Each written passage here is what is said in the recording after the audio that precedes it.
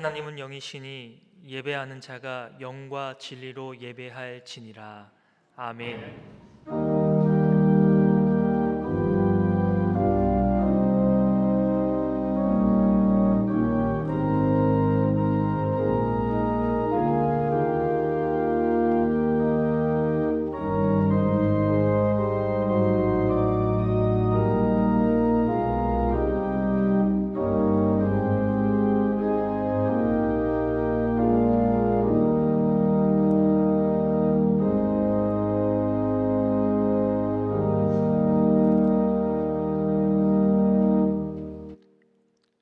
은혜와 사랑의 하나님 아버지, 하나님의 은혜와 사랑을 감사를 드립니다.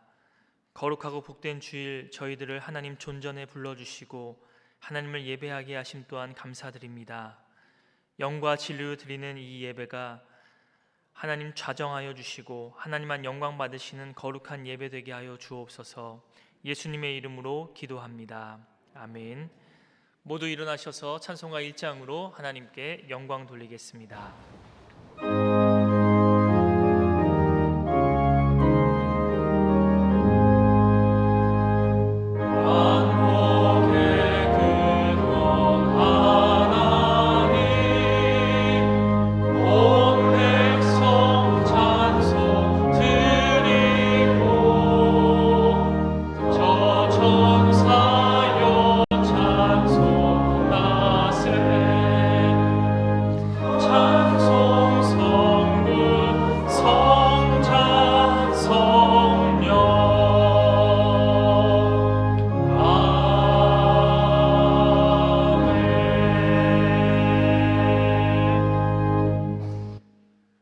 함께 성시교도 가시겠습니다.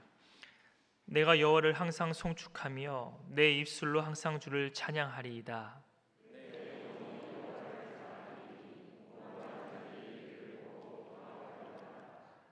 나와 함께 여호와를 광대하시다 하며 함께 그 이름을 높이세.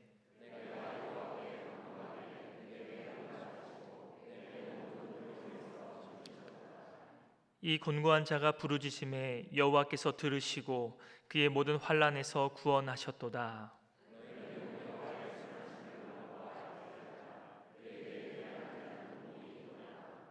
너희 성도들아 여호와를 경외하라. 그를 경외하는 자에게는 부족함이 없도다. 아멘. 사도신경으로 우리의 신앙을 고백하시겠습니다. 나는 전능하신 아버지 하나님 천지의 창조주를 믿습니다. 나는 그의 유일하신 아들 우리 주 예수 그리스도를 믿습니다. 그는 성령으로 잉태되어 동정녀 마리아에게서 나시고 본디오 빌라도에게 고난을 받아 십자가에 못 박혀 죽으시고 장사된 지 사흘 만에 죽은 자 가운데서 다시 살아나셨으며 하늘에 오르시어 전능하신 아버지 하나님 우편에 앉아 계시다가 거기로부터 살아있는 자와 죽은 자를 심판하러 오십니다. 나는 성령을 믿으며 거룩한 공교회와 성도의 교제와 죄를 용서받는 것과 몸의 부활과 영생을 믿습니다. 아멘.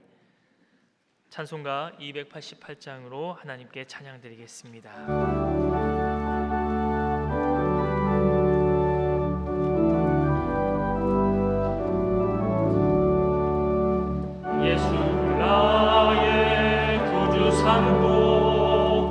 성령과 피로써 거듭나니 이 세상에서 내 영혼이 하늘의 영광 누리로다. 이것이 나의 간증이요 이것이 나의 찬송일세. 나 사는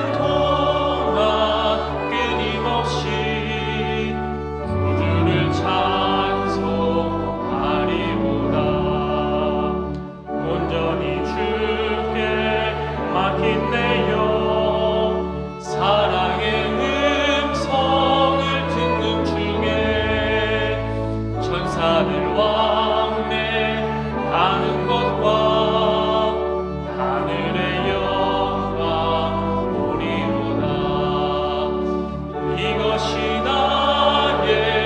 간증이요 이것이 나의 찬송일세 나 사는 동안 끊임없이 구주를 찬송하리로다 주 안에 기쁨 누림으로 마음의 풍랑 잔잔하니 세상과 나는 간 곳 없고 구속한 주만 보이도다 이것이 나의 간증이요 이것이 나의 찬송일세 나 사는 동안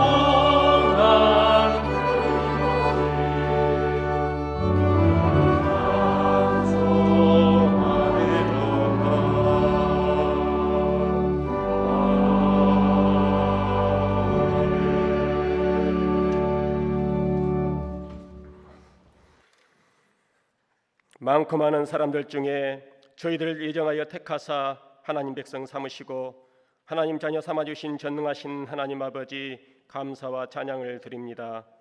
온 성도들이 진심으로 마음과 뜻과 정성을 다하여 거룩하신 하나님께 예배를 드리오니 우리 예배를 기쁘게 받아주시고 영광 받아 주옵소서. 하나님만이 우리의 구원자이심을 믿습니다. 하나님만이 영원하시며 우리에게 영원한 생명을 주심을 믿습니다. 복음은 하나님의 능력임을 믿습니다. 이런 고백이 이 예배에 참석한 모든 성도들에게 고백하게 하시고 하나님께서 우리를 사랑하심으로 은혜로 우리를 택하여 구원해 주심을 믿게 하옵소서. 이 시간 우리의 죄악을 고백합니다. 믿는다 하면서도 의심하며 게으르고 나태한 삶을 살았습니다. 말로 남에게 상처를 주었습니다. 우선순위를 하나님보다 세상 것에 두며 살았습니다. 우리의 교만과 불순종을 용서하여 주시고 예수님의 보혈로 우리의 죄악을 깨끗하게 씻어 주옵소서. 코로나19가 2년여 동안 장기화됨으로 경제적 어려움은 물론 사회적으로 불안정과 심적인 고통이 지속됨으로 인해 우리들의 삶이 심히 지치고 피폐해져 있습니다. 우리의 치료다 되시고 구원자 되신 하나님, 우리의 고통을 아신 하나님께서 우리를 그냥 내버려 두지 마시고 구원해 주옵소서. 우리의 유로자 되시고 평강의 하나님께서 긍휼히 여기사 우리들의 간구를 들으시고 환난에서 벗어나 근심 없게 하옵소서.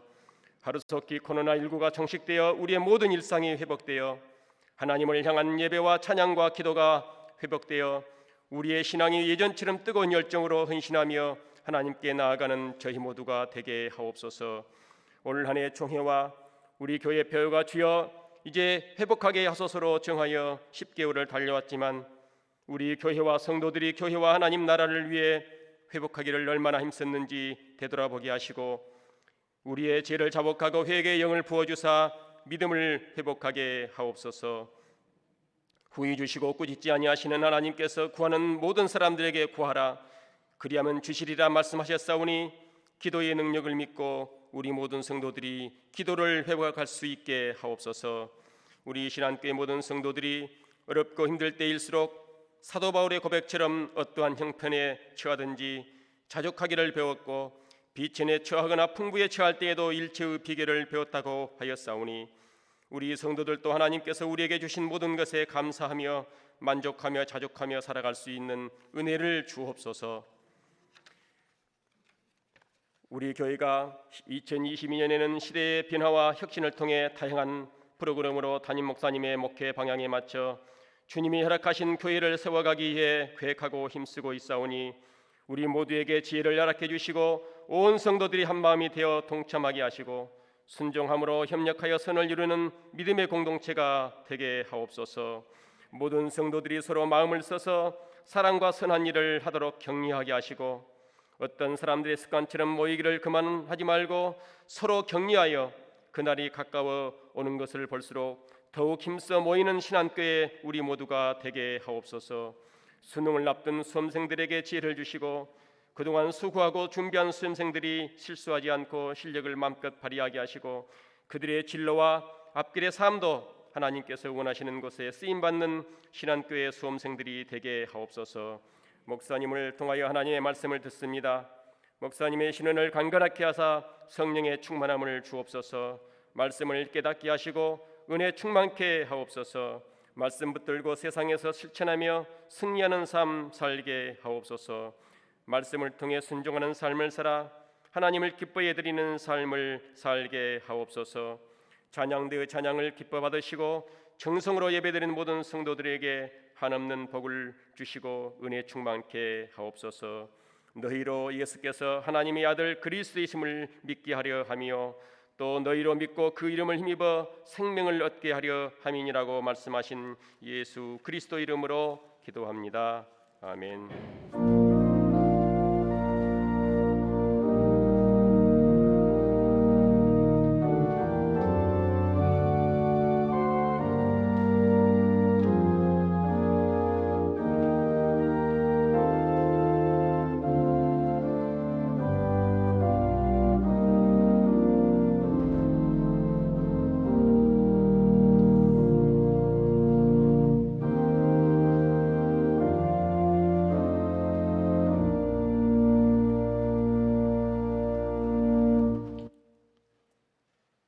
오늘 하나님께서 우리에게 주시는 말씀은 고린도전서 1장 26절에서부터 29절까지의 말씀입니다. 이 말씀은 신약성경 263쪽에 나와 있습니다.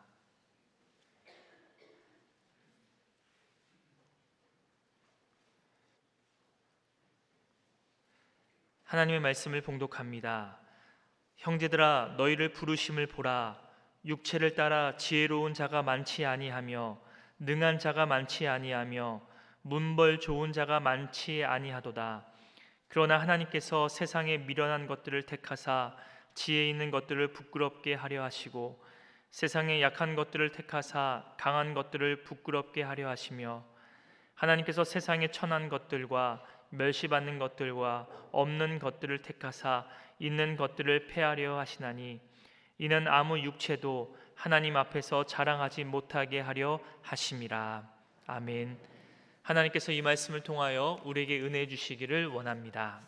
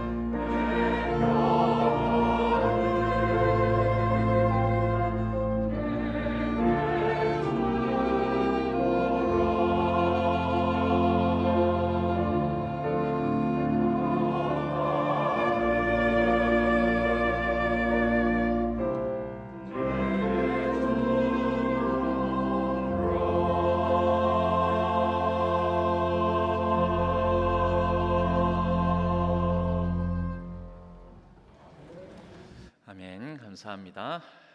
위드 코로나를 실감하게 되는 것은 찬양대원들의 숫자가 늘어났다는 것으로 확인이 됩니다. 물론 이 예배 자리에 우리 성도님들이 조금씩 더 인원이 늘어나고 함께 예배드리는 모임이 풍성해지면서 또한 위드 코로나 시대가 열렸음을 확인하게 됩니다. 잠깐 기도하겠습니다. 하나님 아버지 감사합니다. 날씨는 좀 더 쌀쌀해지고 또 우리의 옷깃을 여미며 움츠러들기 쉽지만 그러나 우리의 마음과 우리의 영혼만큼은 하나님의 은혜와 하나님의 능력을 받아 더욱더 커지고 활짝 열고 하나님의 온전하신 뜻을 분별하며 살아가게 하여 주옵소서. 이 시간 말씀을 듣고자 합니다. 말씀을 듣는 가운데 하나님의 말씀으로 새겨 들을 수 있도록 하나님의 성령께서 역사하여 주시옵고 우리의 마음과 귀를 열어 온전한 하나님의 뜻을 품는 귀한 시간 되게 하여 주옵소서. 의지하옵고 우리 주 예수 그리스도의 이름으로 간절히 기도하옵나이다. 아멘. 고린도 교회에 바울이 보낸 편지는 총 5번이라고 얘기를 합니다. 고린도 전서 이전에 보낸 편지가 한 번 있었습니다. 그래서 고린도 전서에서도 이전에 보낸 편지라는 그런 구절을 확인하게 되는데, 그렇다면 고린도 전서 이전에 한 번의 편지가 있었고 고린도 전서가 있었고 고린도 전서 다음에 보낸 편지가 있었고 고린도 후서 1장에서 9장까지를 끊어서 하나의 편지이며 또 그 나머지 부분 고린도 후서의 후반부를 또 바울이 보낸 편지라고 그렇게 여깁니다. 그러면 전서 이전에 한 번, 전서 한 번, 그리고 전서와 후서 사이에 한 번, 그리고 후서를 두 번으로 나누어서 본다면 총 5번의 편지를 바울이 고린도 지역에 보냈을 것이다, 이렇게 얘기를 합니다. 왜 그렇게 자주 편지를 보냈을까요? 고린도 교회를 애정하는 마음이 컸기 때문에, 또 두 번째는 고린도 교회에 그렇게 자주 편지를 보내어야 할 만한 그런 사정이 있었기 때문입니다. 고린도 교회는 여러모로 바울이 애정을 가졌지만 애정을 가진 것만큼 또 실망스럽고 안타까운 소식이 들려오기도 했습니다.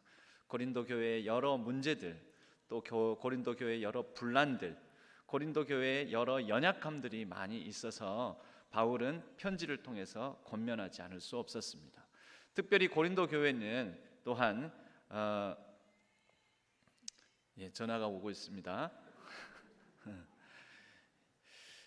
고린도 교회는 이 바울에 대해서 어떤 교회들보다도 굉장히 바울을 공격했던, 바울의 말을 듣지 않았던 면도 있었습니다. 바울의 사도권에 대해서 인정하지 않고 부정했던 사람들이 고린도 교회를 여러 가지로 혼란스럽게 만드는 면도 있었던 것이죠. 고린도는 사실 바울이 1년 6개월이나 머물면서 복음을 전했던 곳입니다. 다른 선교 여행지들 가운데에서 이 정도 1년 6개월 정도를 머물렀던, 굉장히 장기간 머물렀던 곳에 해당됩니다. 그런데 그곳이 바울이 생각하는 것만큼 성장의 열매를 맺지를 못하는 모습을 보았을 때 바울의 마음에는 굉장히 큰 안타까움이 있었습니다. 오늘 말씀은 바울이 다시 한번 이 고린도 교회의 성도들을 향해 복음의 본질, 복음의 가장 중요한 것을 오늘 이 연약함 속에서 드러나는 하나님의 능력에 대한 말씀을 이렇게 권면하고 있습니다. 이 말씀을 이해하는 데는 또한 고린도 교회의 성도들의 구성을 살펴볼 필요도 있습니다. 우선 말씀을 보겠습니다. 26절, 형제들아 너희를 부르심을 보라. 육체를 따라 지혜로운 자가 많지 아니하며 능한 자가 많지 아니하며 문벌 좋은 자가 많지 아니하도다. 힌트를 얻을 수 있습니다. 고린도 교회의 인적 구성들을 보면 굉장히 이렇게 지혜롭지 못한 사람, 많이 못 배운 사람, 능력 없는 사람, 그리고 신분, 배경이 별로 좋지 않은 사람이 많았다라는 그런 의미를 우리는 이 말씀에서 확인할 수가 있습니다. 실제 고린도 교회는 이렇게 신앙교회처럼 건물 예배당, 교회당이 이렇게 딱 제대로 자리 잡고 있는 그런 교회가 아닙니다. 고린도 교회는 바울로부터 복음을 받은 사람들, 그 사람들이 집에 모이는 형태를 띠고 있었습니다.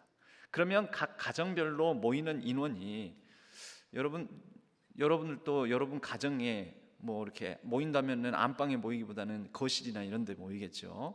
그럼 몇 명이나 그래도 이렇게 모일 것 같으세요? 우리 구역 모임하면 대체적으로 몇 명쯤 모입니까?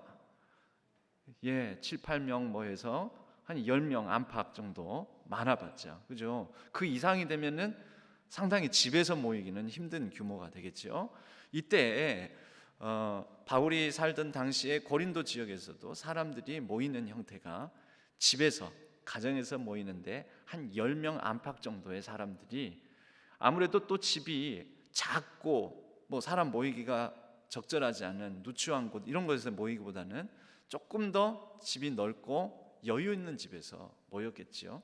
그래서 이렇게 자기 집을 내어주면서 모일 수 있는 장소가, 그런 집들이 많지가 않았습니다. 아무래도 유력자, 좀 잘 사는 사람, 신분이 높은 사람, 그런 사람들이 자기 집을 내어주고 그 집에서 가정교회로, 가정모임으로 모였던 것입니다. 그런 가정교회로 모이다가 한꺼번에 전체 고린도에 있는 복음을 받은 사람들이 함께 모이게 되는데, 그 집은 훨씬 더 큰 집이어야 되지 않겠습니까? 대저택. 그런 사람이 바로 고린도에서는 가이오라는 사람이 이름이 나타나는데, 이 가이오의 집이 한 50여 명 규모 정도의 사람들이 모일 수 있는 집이었다고 합니다. 그러므로 고린도 교회의 규모는 어느 정도라고 우리가 확인할 수 있나요? 한 번에 한 50여 명 정도가 모일 수 있는, 가이오의 집에 모일 수 있는 규모가 고린도 교회의 규모였다라고 우리는 확인해 볼 수가 있습니다. 그리고 고린도서에 등장하는 이름들이 가이오, 에라스도, 그리스보, 스데바나, 글로에, 총 5사람을 얘기를 했는데요. 이렇게 구체적으로 등장한 이 5사람의 이름, 헬라식 이름, 로마식 이름, 이 이름들을 가진 사람들은 실제로 그때 당시에 꽤 배경이 좋고 또 배운 사람이고 신분이 높은 사람들, 잘 사는 사람들입니다. 이런 잘 사는 사람들 소수의 좀 사는 사람들이 고린도 교회의 교인들로 있었고, 나머지 한 90%가량의 교인들은 굉장히 못 살고 가난하고 못 배우고 출신과 배경이 좋지 않은, 심지어 대다수가 노예들, 로마 사회에서는 노예라고 여겨지는 사람들이었습니다. 그러니 바울이 이렇게 얘기할 수밖에 없는 거죠. 보라, 너희 부르심을 따라서 보면 육체를 따라, 우리 사회적으로 육체적으로는 자랑할 것이 없는 사람, 지혜로운 자가 없고 또 능한 자가 없고 능력 많은 사람이 없고 또 문벌 좋은 자가 없다. 그 집안 배경이나 신분이나 별 볼 일 없는 사람들이다. 그런데 27절 말씀에 보면은요, 하나님께서 세상에 미련한 것들을 택하사 지혜 있는 자들을 부끄럽게 하려 하시고 세상에 약한 것들을 택하사 강한 것들을 부끄럽게 하려 하시며, 하나님께서 세상에 천한 것들과 멸시받는 것들과 없는 것들을 택하사 있는 것들을 폐하려 하시나니. 여러분, 이렇게 연약한 사람들을 들어서 하나님께서 오히려 강한 사람들, 있는 사람들, 유력한 사람들을 부끄럽게 하신다. 심지어 폐하려 하신다. 이렇게 얘기합니다. 복음 안에서, 그리스도 예수 안에서 하나님의 능력으로 이들은 승리할 것이다. 이제 이런 소망을 심어주는 말씀이라고 볼 수가 있습니다. 여러분, 그렇다고 해서 이 고린도 지역에 있는 노예 신분이었던 사람, 못 사는 사람들이 이 말씀을 통해 갑자기 잘 살게 되고 신분이 높아지고 그들이 힘이 생기고 학식이 더해지고 뭐 이런 의미의 말씀이겠습니까? 여러분, 그러니까 다시 말해서 이들이 고린도 지역 사회 안에서 유력자가 되며 복을 받아 성공하고 출세한다라는 지금 말씀을 하는 걸까요? 그래서 너희들을 부리는 그 유력자들보다도 더 높은 사람이 되고 더 잘 사는 사람이 될 것이다 라는 말씀입니까? 그렇지가 않습니다.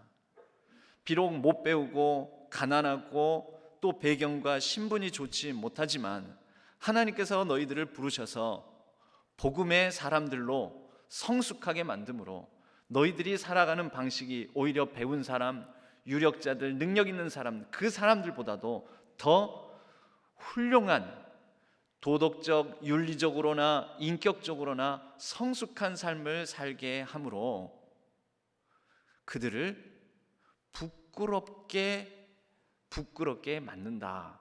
그들이 쟤네들은 가진 것도 없고 배운 것도 없고 출신도 배경도 나보다 훨씬 못하는데 사는 모양을 보면 왜 나보다 품위가 있고 나보다 교양이 있고 나보다 더 훨씬 희생적이고 이타적으로 살아가는 걸까? 이런 궁금증을 자아내게끔 만드는 그런 복음의 능력을 가진 사람들이었다라는 것입니다. 여러분, 실제 복음이 그렇습니다. 여러분, 예수 믿고 잘 살고 예수 믿고 높아지고 예수 믿고 힘이 써지고 예수 믿으면 그렇게 성공하고, 여러분, 복음은 그게 본질이 아닙니다. 복음은 우리로 하여금 더욱더 성숙된 삶을 이 땅에서 살아가면서도 우리 주 예수 그리스도의 은혜와 그분의 능력과 그분의 성품과 그분의 인격을 닮아 그분으로부터 주신 그 힘을 공급받아 다른 사람들과는 뭔가 다른 좀 더 나은 삶을 살아간다라는 것입니다. 성품이나 인격이나 이런 부분들이 성숙된 모습을 보여준다라는 것이, 여러분, 그러한 능력이 바로 복음의 능력이요, 그것이 복음의 본질이라는 것입니다. 저는 오늘 이 말씀을 바탕으로 해서 성장과 성숙, 여러분들은 성장을 추구합니까? 성숙을 추구합니까? 그 의미를, 성장과 성숙의 의미를 나누어서 우리가 한 3가지 정도 살펴보고자 합니다. 먼저 성장은 강함을 확장 내지 강함을 확대해 나가는 것이 성장입니다. 반면 성숙은 약함을 발견하는 것이 성숙입니다. 여러분, 우리가 자라갑니다. 보통 한 20대 무렵까지 신체적으로 생물학적으로 우리의 몸이 성장을 한다고 합니다. 그럼 성장한다는 것은 무슨 뜻이죠? 힘이 세진다는 겁니다. 근력이 강해진다는 겁니다.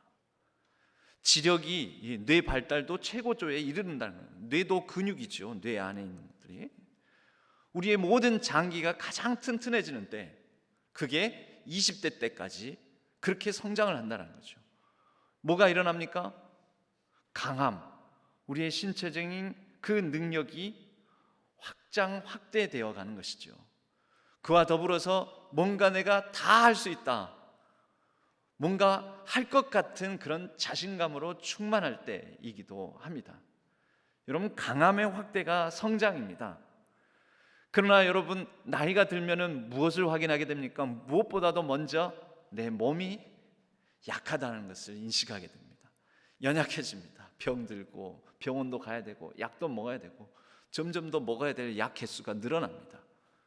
저도 예전에는 약 먹는 거를 전혀 먹는 약이 없었는데 요즘은 그래도 하다못해 영양제도 종류가 많아요. 그래서 약 먹는 것들이 하나씩 둘씩 늘어납니다.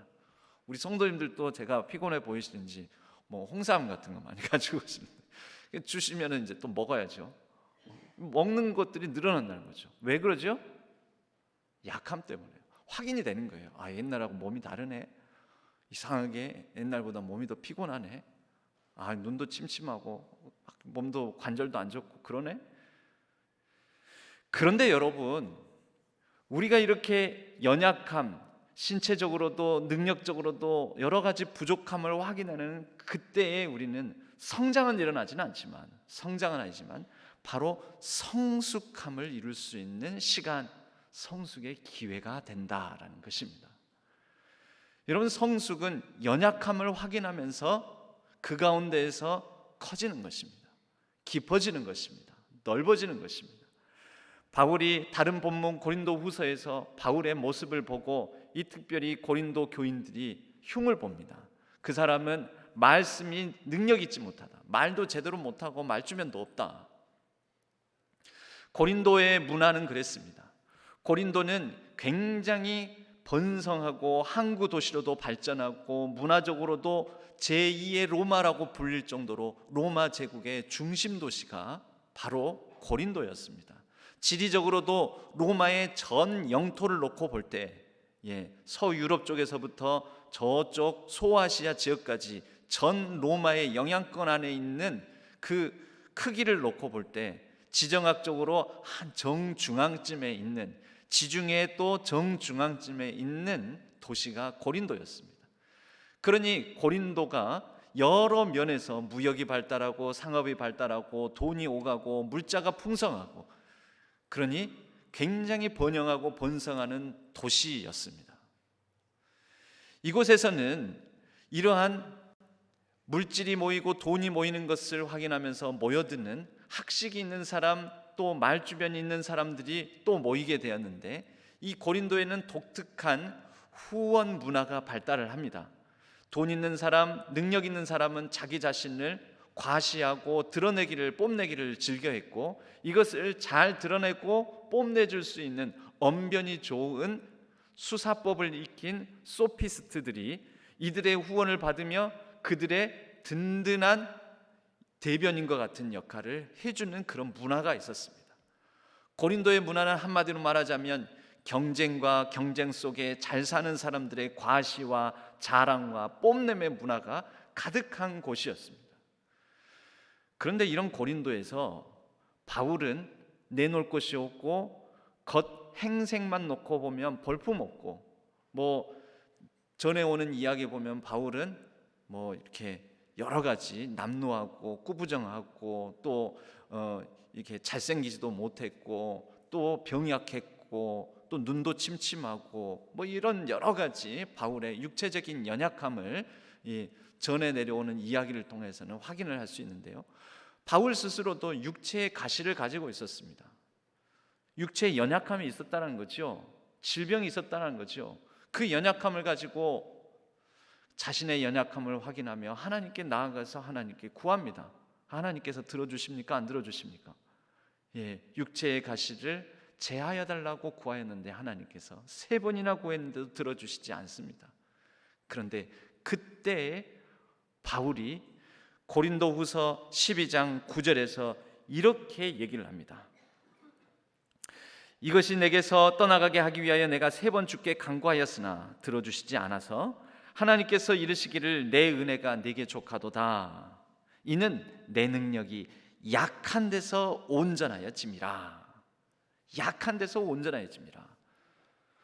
여러분, 이런 고백을 할 때 또 이런 지금 편지 그리지 않습니까? 바울이 고린도 사람들에게 이 말을 할 때 바울이 지금 자신의 강함을 드러내는 겁니까? 약함을 드러냅니까? 약함을 드러냅니다. 그러나 이 약함을 드러낼 수 있는 이 자체만으로도 바울의 성숙된 모습이라는 것이죠. 여러분들은 성도 상호 간에 무엇을 드러내기를 즐겨하십니까? 강함을 드러내기를 즐겨하십니까? 사실 그게 더 즐겁죠. 이번에 뭐가 잘 됐어. 집을 샀는데 집값이 많이 올랐어. 이번에 우리 아이가 이렇게 해가지고 뭘 합격했어.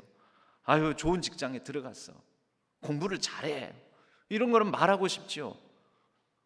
근데 그 반대는요? 아무래도 감추고 싶죠. 안 드러내고 싶죠. 여러분, 우리의 연약한 가운데서 우리가 오히려 성숙해집니다. 누구 안에 있으면요? 그리스도 예수 안에, 하나님 안에 있으면요, 그분이 우리로 하여금 이 약함을 들어 약함 속에서 하나님 나라의 성숙함을 이룰 수 있는 그런 은혜를 주시고, 그 은혜 가운데 우리가 더욱더 나은 모습을 보일 수 있다라는 것입니다. 여러분, 약함을 발견하면서 우리는 성숙의 기회를 갖습니다. 그것이 복음의 능력입니다. 자랑과 과시와 뽐냄과 경쟁이 난무하는 고린도 사회에서, 그리고 그러한 문화의 영향을 받은 고린도 교인들에게 바울은 약함을 자랑합니다. 약함을 드러냅니다. 그 약함 속에 깃든 하나님 역사가 있다라는 것을 말을 합니다. 여러분, 우리도 약합니다. 우리 성도님들도 연세가 드신 분들이 많습니다. 그러나 여러분, 그 약함 속에 이제는 성장이 끝났지만 그 약함 속에 깃드는 하나님 나라의 성숙함을 지니시기를 간절히 소망합니다. 여러분들의 그 약함 속에 하나님의 아름다운 인격의 성숙과 또 하나님의 은혜의 성숙함이 깃들어 그것이 곧 여러분의 아름다운 하나님 나라의 간증, 아름다운 이야기가 될 줄로 믿습니다. 두 번째로, 성장은 혼자서도 되는 거지만 성숙은 절대 혼자서 될 수 없다라는 것입니다. 여러분, 아이들이 자라면서 내가 할 거야 막 그럽니다. 내가 할 거야. 아니, 쥐를 위해서 입혀주고 먹여주고 한다는데 아니 내가 할 거야. 그건 내버려 둡니다. 근데 한편으로는 이놈의 자식이 지가 한다고 하면서 고집 피운다 이런 생각이 들기도 하지만, 한편으로는 어떤 마음이 듭니까? 많이 컸네, 이런 생각도 듭니다. 성장의 모습입니다. 성장은 혼자 하는 것이 늘어나는 것이고, 그리고 성장한 모습은, 그 능력은 혼자서도 가능한 일들을 혼자 감당하고자 하는 의욕과 또 그러한 욕심들이 커진다라는 뜻이기도 합니다. 그런데 성숙은요, 약함의 발견이죠. 아, 못해, 안 돼, 나 혼자서 안 된다는 것을 확인하게 됩니다. 누굴 찾습니까? 도와줄 일을 찾습니다. 나 혼자서 안 되는구나, 나 혼자서 못 사는구나, 아, 함께 할 사람들이 필요하구나, 하나님의 도우심이 필요하구나, 하나님의 긍휼과 자비가 내게 있어야 하는구나. 여러분, 연약한 사람들이 특별히 복음을 많이 받은 것입니다. 고린도 지역에 유력자들이 많았지만 그들 가운데 복음을 받은 사람은 소수요, 우리 주 예수 그리스도의 복음을 받은 대다수의 사람들은 약자들이었습니다. 연약한 사람들. 왜였을까요? 연약하기 때문에 하나님의 은혜와 긍휼과 자비가 필요하고, 하나님의 은혜와 긍휼과 자비뿐만 아니라 연약하기 때문에 함께 할 사람들이, 그 공동체가 필요했고, 그래서 그들은 모였고, 그들은 그렇게 함께 하다가 받은 은혜대로 나만 누릴 것이 아니라 우리보다 또 연약한 사람, 우리만큼 연약한 사람들을 돕고자 하는 마음을 갖게 되었습니다. 그래서 나중에 이 고린도의 편지를 5번을 보내는데요, 편지를 보낸 이유 중에 하나가 뭐냐면, 복음의 원래 출발지인, 진원지, 복음의 산실인 예루살렘을 도와달라. 예루살렘에 흉년으로 말미암아 가난한 사람들이 많이 생겼는데 좀 도와달라. 여러분, 고린도 교회에 유력자가 많다고요? 아니면 가난하고 또 연약하고 노예들이 많다고요? 누가 많다고요?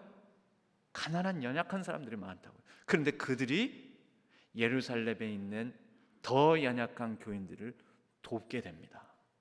그리고 그 도움을 구하는 편지를 바울이 보냅니다. 여러분, 성장은 나 혼자 할 거야, 나 혼자 할 수 있어, 나 혼자서도 가능해, 나 혼자서도 살 수 있어, 그런데 성숙은 나 혼자서는 안 돼. 같이 하고 연대하고 또 하나님의 은혜를 구하고 도움을 구하는 이런 그러한 모습이 성숙입니다. 우리 신앙교회 또 신앙교회뿐만 아니라 한국교회는 지금까지 상당히 오랜 시간 동안 100여 년의 역사 동안 성장을 구사해 왔습니다.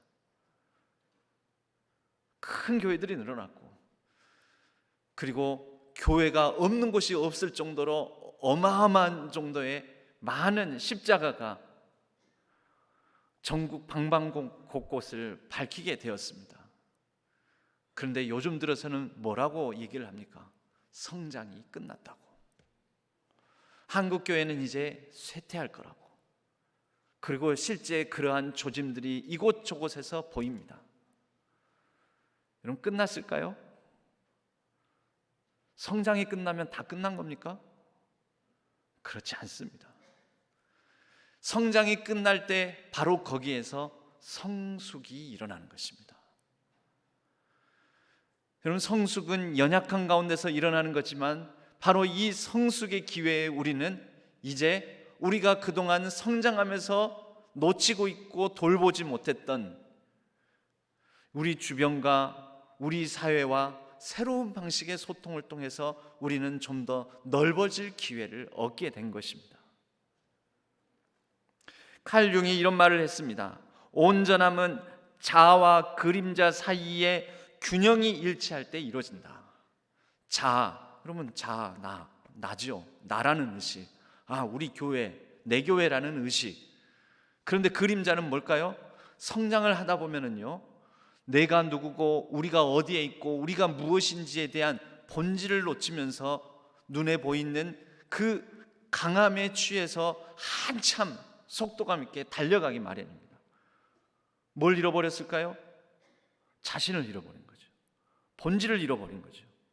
그럴 때 그 본질과 잃어버린 자신의 정체성을 확인하면서 자아와 그림자 사이의 균형이 일치할 때, 균형을 갖게 될 때 온전함이다라고 심리학자 칼 융은 얘기를 한 것입니다. 여러분, 인디언들의 이 문화 가운데 이런 게 있답니다.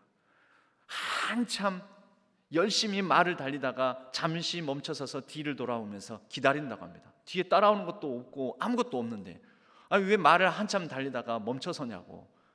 내 영혼이 미처 뒤따라오지 못한 것 같아서 내 영혼이 뒤따라올 것을 기다리는 것입니다. 여러분, 속도감 있게 나아가며 성장을 구사하다 보면은 자기 자신을 잃어버리거나 교회의 정체성을 잃어버리거나 교회의 본질을 잃어버린 경우가 많습니다. 성장이 멈추고 정체되고 여러 가지로 연약함이 발견될 때 우리는 본질에 집중하며 본질을 찾고 그리하여 균형을 찾아 성숙함을 가질 수 있는 하나님의 은혜가 그때 깃들게 될 줄로 믿습니다. 여러분, 성장과 성숙은 세 번째로 성장은 가시적입니다. 눈에 보입니다. 그러나 성숙은 눈에 보이지 않습니다. 비가시적입니다. 여러분, 성숙은 눈에 보이진 않지만 그 영향력은 훨씬 더 큽니다. 고린도 지역은 과시하는 문화라고 그랬습니다. 그래서 눈에 보이는 것, 이런 것을 중요시 여기고 체면, 남 앞에 자랑거리, 외양, 외적 모습, 그래서 그런 것을 통하여서 자신을 드러내고자 하는 마음들, 그러다 보니 고린도 교회의 분쟁도 그래서 일어난 것이지만 내 것, 내 뜻, 내 주장, 내 사람, 내 파, 이게 중요했습니다. 나와 함께하는 그룹. 고린도 교회의 사색 당파가 유명합니다. 아볼로파, 베드로파, 그리고 바울파. 아니다, 우리는 예수 그리스도와 직접 소통한다. 지도자, 중간에 인도자 필요 없다. 그리스도파. 여러분, 이게 고린도 교회의 사색 당파였습니다. 그 사색 당파의 모습은 한편으로는 가시적으로 자신들이 어떤 그룹임을 나를 드러내고자 하는 그런 과시적 문화의 산물이기도 했습니다. 성장은 눈에 드러나지만 여러분, 성숙은 보이지 않습니다. 바울이 권면하고 촉구하는 것은 무엇이었냐면 오히려 그들이 얼마나 연약한 존재인지를 말하면서 눈에 보이는 가시성에 마음을 뺏기지 말고 보이지 않는 가운데서 연약함 속에 깃드는 하나님의 능력과 하나님의 은혜를 구하라라는 것입니다. 육체의 자랑거리, 그것은 중요한 것이 아니다. 복음 안에서 진정한 진보는 보이지 않는 가운데 일하시고 행하시는 하나님의 나라와 하나님의 역사를 봐야 된다라는 것입니다. 여러분, 예수님의 공생의 사역은 40일간 광야에서 줄인 것으로, 그리고 사탄의 3가지 시험을 받고 유혹을 받고 그것을 이기시는 것으로 시작해서 공생의 사역의 마침은 십자가에서 마칩니다.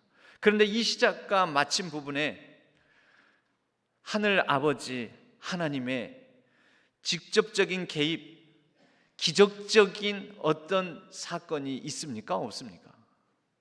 광야에서 40일간 줄일 때 하나님께서 기적적으로 개입하셔서 도와주시는 게 없습니다. 사단의 시험을 물리치실 때 예수님께서 초자연적인 능력을 발휘하셔서 사단을 물리치시지 않습니다. 십자가에서 예수님께서 달려 죽으실 때 하나님께서 초자연적으로 역사하시지 않습니다. 우리는 그것을 뭐라고 할까요? 초자연적으로, 기적적으로 개입하시지 않는 것을 보고 우리는 하나님의 침묵이라고 합니다. 하나님의 침묵, 하나님의 부재, 하나님의 숨어 계심. 하나님은 숨어 계시는 듯합니다. 그러나 여러분, 하나님의 부재가 느껴지는 그 광야라는 곳, 광야 같은 상황, 그 가운데에서 믿음의 신앙의 성숙이 일어나는 것입니다. 고린도전서 4장 11절, 바울이 사도들의 사역, 자신을 비롯하여 여러 사도들의 사역을 얘기하면서 이렇게 이야기합니다. 10절 11절, 우리는 그리스도 때문에 어리석으나 너희는 그리스도 안에서 지혜롭고, 우리는 약하나 너희는 강하고, 너희는 존귀하나 우리는 비천하여 바로 이 시각까지 우리가 줄이고 목마르며 헐벗고 매맞으며 정처가 없고 또 수고하여 친히 손으로 일을 하며 모욕을 당한 즉 축복하고 박해를 받은 즉 참고.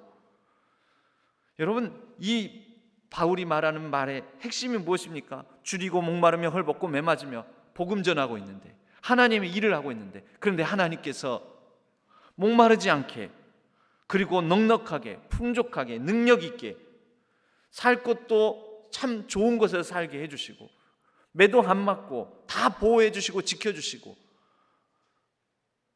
그러면 좋을 텐데 안 그런다라는 거죠. 그렇지 않다라는 거죠. 여러분, 이게 뭘까요? 보이지 않는 하나님의 경험, 숨어 계신 하나님, 하나님의 부재의 경험, 침묵의 경험, 그러나 그때 일어나는 복음의 성숙. 바울이 오히려 모욕을 당한 즉 축복하고 박해를 받은 즉 참고.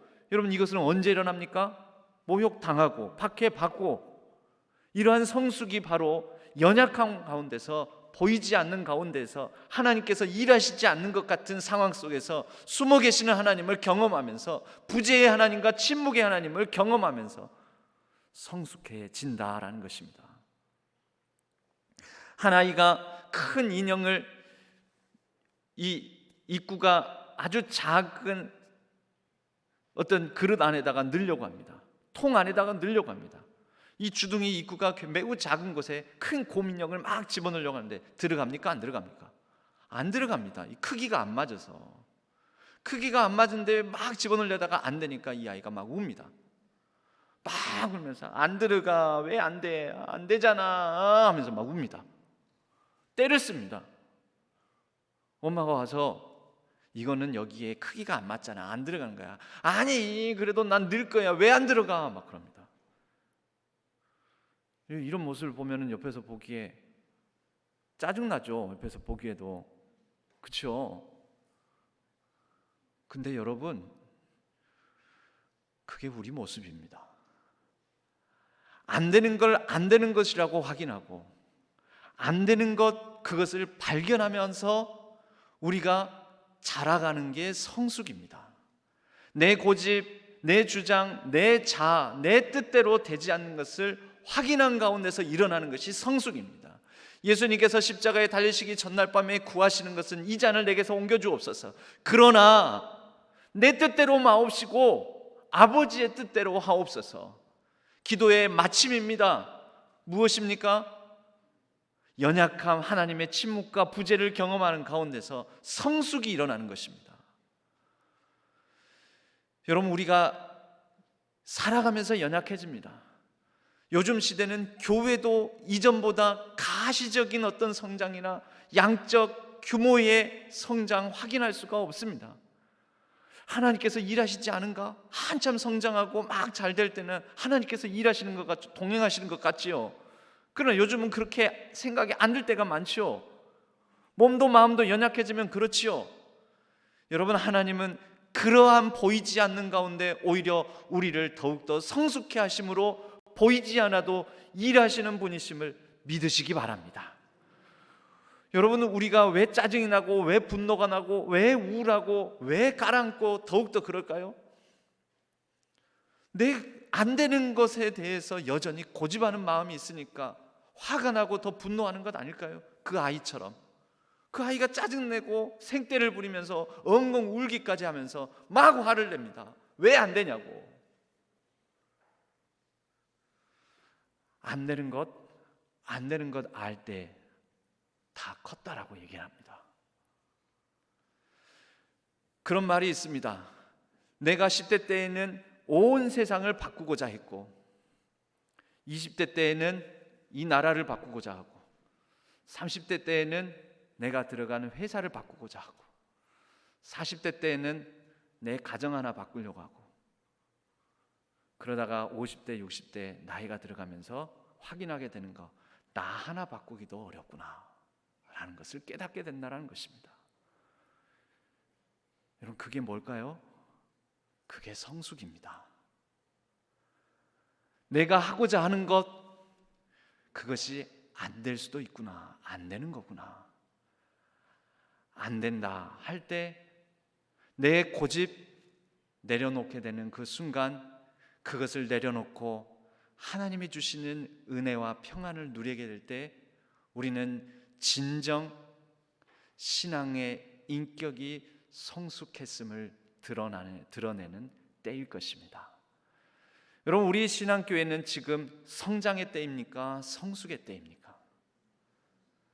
여러분 개인은 지금 성장의 때입니까? 성숙의 때입니까? 여러분, 우리가 과시하고 자랑할 만한 거리가 강함이 나에게 있습니까? 그렇지 않습니까? 그러면 우리는 지금 이 때를 어떤 때로 믿고 살아가야 할까요? 바울은 오늘 말씀 가운데 마지막 말씀, 이는 아무 육체도 하나님 앞에서 자랑하지 못하게 하려 하십니다. 여러분, 우리에게 자랑할 만한 거리, 과시할 만한 거리, 눈으로 보기에 드러낼 만한 거리, 내 자아의 확장과 확대가 되지 않는 상황, 여러분, 오히려 그런 때에 우리 주 예수 그리스도가 나의 인격적 성숙함을 통하여서 드러날 때임을 알고 성숙의 때, 우리 신앙 공동체, 교회 공동체, 신앙 공동체 성숙의 때를 살아가는 저와 여러분, 우리 모든 신앙교회의 가족들 되기를 주님의 이름으로 간절히 축복합니다. 하나님 아버지, 감사합니다. 우리가 때로는 연약해지고 늙어간다고 여길 것이 아니라 우리가 하나님 안에서, 그리스도 예수 안에서 우리에게 주신 그 복음이, 그래서 그 복음적 인격이 더욱더 익어가며 성숙해져 가는 때로 인식하고 믿고 누리고 살아가게 하여 주옵소서. 우리의 아집과 고집을 내려놓고 하나님이 주시는 평안과 위로 가운데 더욱더 성숙된 삶을 살아가게 하여 주옵소서. 성숙된 교회 공동체가 되게 하여 주옵소서. 의지하옵고 우리 주 예수 그리스도의 이름으로 간절히 기도하옵나이다. 아멘.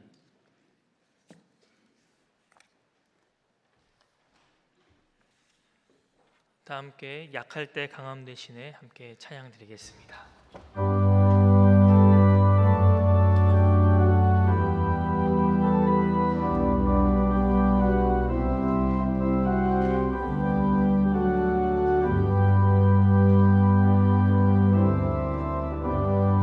약할 때 강함 되시네. 나의 보배가 되신 주 나의 모든 것. 주 안에 있는 보물을 나는 포기할 수 없네. 주 나의 모든 것. 예수 어린 양 존귀한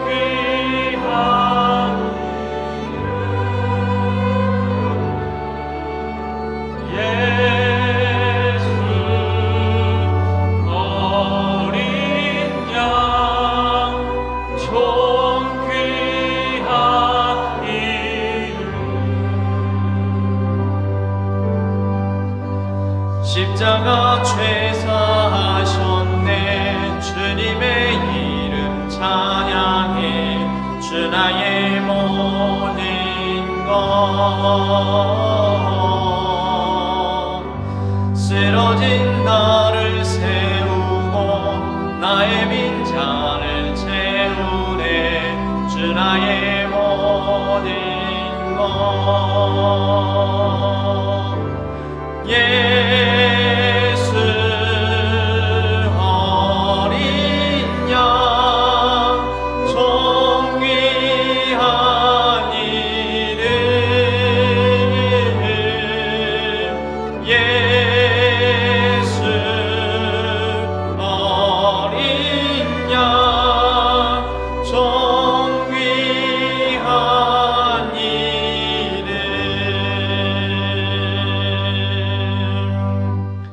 하나님 아버지, 우리의 마음을 담아 주일헌금으로 11조와 선교 비전 전도헌금으로, 그리고 장례 감사와 범사의 감사함으로, 또 여러 가지 갖가지 감사의 제목을 담아 감사헌금으로, 목전금으로 하나님 앞에 올려드립니다.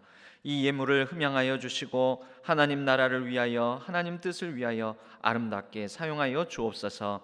우리의 삶에는 하나님만이 주실 수 있는 평안과 위로가 가득하게 하여 주시고 축복된 삶을 살게 하여 주시오며, 날마다 하나님께서 동행하여 주심으로 형통의 길을 걷게 하여 주옵소서. 우리 모든 가정을 지켜주시고 자녀 손들을 복되게 하여 주옵소서. 이 나라와 민족과 온 세계 열방을 이제는 코로나19로부터 벗어나 자유하게 하여 주시고 평안케 하여 주옵소서. 이 나라의 민족의 새로운 지도자 일꾼을 선출하는 과정 가운데 있사오니 간섭하여 주시고, 공의와 정의로 또 한반도의 평화를 가져올 수 있는 탁월한 지도자가 백성들 모든 국민들의 분별력 가운데 잘 선출되게 하여 주옵소서. 한반도의 평화를 가져다 주시며 모든 선교사님들의 사역에 복내려 주시옵소서. 모든 것 감사드리옵고 우리 주 예수 그리스도의 이름으로 간절히 축복하옵고 기도하옵나이다. 아멘. 오늘은 이 중고등부 우리 자녀들과 함께 예배를 드렸습니다. 그 이유는 수능을 앞두고 함께 수험생들을 위해서 잠깐 같이 기도하기 위함입니다. 28명의 수험생들이 올해 저희 신안의 가족들 가운데에는 시험을 치릅니다. 28명의 이러한 이름들 여러분들 기도 카드로도 받으셨죠? 그리고 이렇게 생겼습니다. 28명을. 가장 긴장되고 또 떨리고 지금까지 살아온 인생 가운데는 가장 큰 시련의 시간들입니다. 가장 힘든 그런 가운데, 그러나 컨디션 관리 잘하고 끝까지 시험 치르는 그 순간까지 하나님께서 그들의 심령을 또 그들의 손길을 붙들어 주시기를 같이 기도해 주시기 바랍니다. 오늘 혹시 고3 수험생들 잠깐 일어서 주시겠어요? 고3 우리 수험생들 나온 친구들 오늘 이렇게 이 친구들 나왔는데요. 여러분 잠깐 우리 다 나오지 못하는 것은요, 사실 학교에서 엄히 또 그 시험 보기 전까지 사람 많이 모이는데 가지 말라고 경계를 하고 그래가지고 오늘 그래도 이 친구들은 그 믿음으로 담대하게 나온 친구들입니다. 우리 잠깐 우리 이 친구들 일어선 가운데, 그리고 앞에는 28명의 그 사진상으로라도 띄워주시고 잠깐 우리 이 수험생들을 위해서 같이 한번 기도했으면 합니다. 앞에 화면은 그렇게 띄워주시면 감사하겠습니다. 우리 같이 한번 우리 모든 우리 어른들이 그 시기를 다 겪어왔지만 그러나 가장 힘겨운 시간들을 보내고 있는 이 아이들을 위해서 우리 다 같이 한번 합심해서 한 1분가량 기도하고 제가 기도하도록 하겠습니다. 같이 기도하겠습니다. 하나님 아버지, 사랑하는 하나님의 자녀들, 우리 아버지 하나님, 귀한 아버지 하나님, 아들, 딸, 손자, 손녀들이 지금까지의 인생 젊은 날에 가장 힘겨운 또 어려운 고난의 때, 시험의 때를 넘게 됩니다.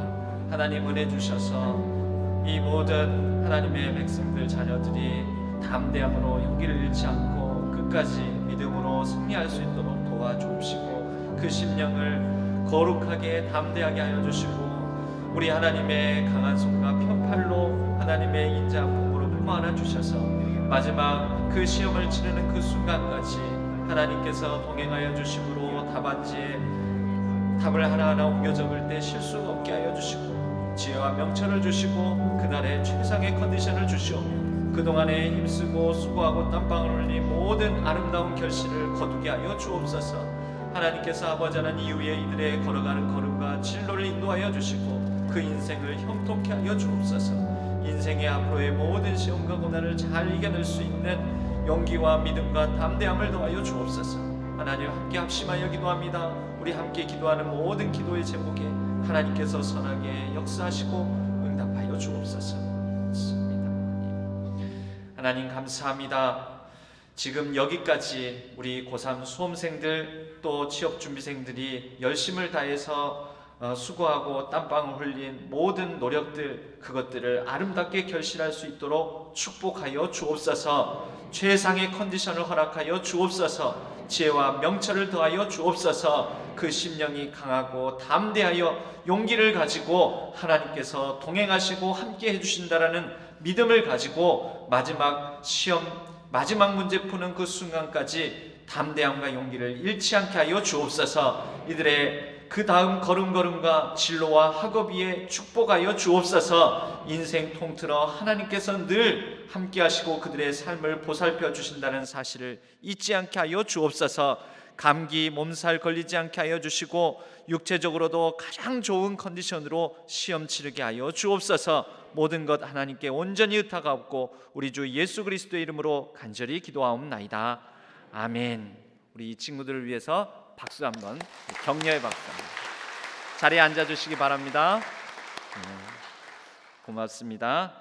교회 소식은 주보를 참조해 주시기 바랍니다. 오늘 저녁 예배 후에는 임시당회가 있고 또 각 자치회별 총회로 모임이 있습니다. 연합 찬양대 칸타타 연습이 있는데 많은 성도님들이 참여해 주시기를 바랍니다. 수능 기도회 수능 당일에 오전 8시 40분부터 수능 시험이 마치는 4시 37분까지 기도회가 있습니다. 또 이활인간 개관식이 있습니다. 신청하신 분이 한 100여 명 가량 가까이 되는데 19일 금요일 오후 2시 호신대에서 함께 참여하셔서 또 기억과 기념을 나누시기를 바랍니다. 그 밖의 소식은 주보를 참조해 주시기 바랍니다. 모두 자리에서 일어나시겠습니다. 옆에 사람들과 우리 한번 인사하겠습니다. 약할 때 강함됩니다 하고 인사하겠습니다. 함께 주기도문 찬양하고 죽도록 예배를 마치겠습니다.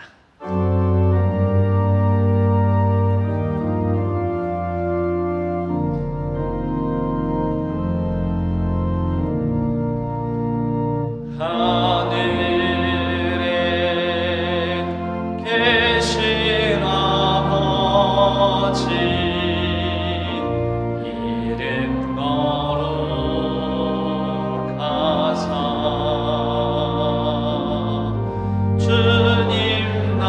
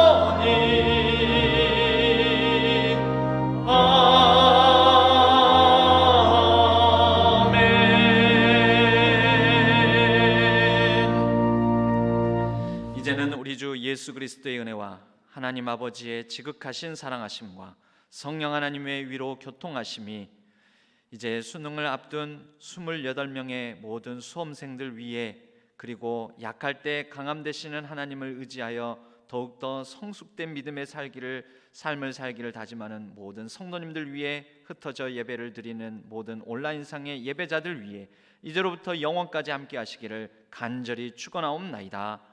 아멘.